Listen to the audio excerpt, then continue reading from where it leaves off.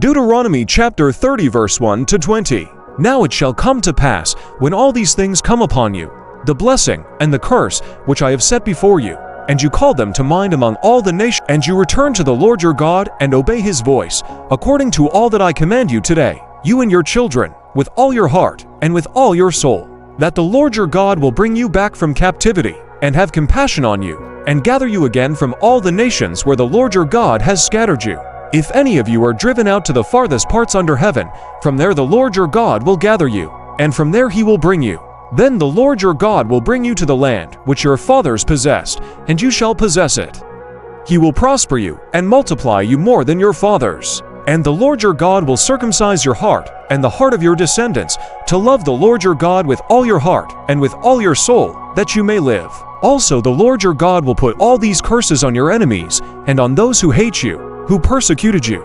And you will again obey the voice of the Lord and do all his commandments which I command you today.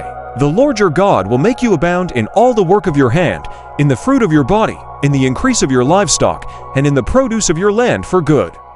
For the Lord will again rejoice over you for good, as he rejoiced over your fathers, if you obey the voice of the Lord your God, to keep his commandments and his statutes which are written in this book of the law, and if you turn to the Lord your God with all your heart and with all your soul.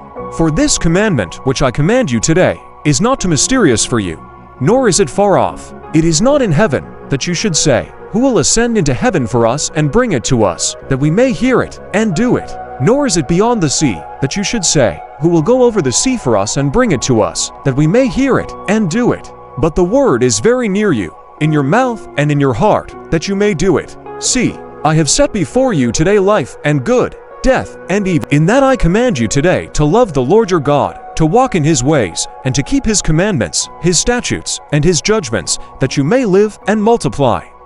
And the Lord your God will bless you in the land which you go. But if your heart turns away so that you do not hear, and are drawn away, and worship other gods and serve them, I announce to you today that you shall surely perish. You shall not prolong your days in the land which you cross over the Jordan to go in and possess. I call heaven and earth as witnesses today against you, that I have set before you life and death, blessing and cursing. Therefore choose life, that both you and your descendants may live, that you may love the Lord your God, that you may obey his voice, and that you may cling to him, for he is your life and the length of your days.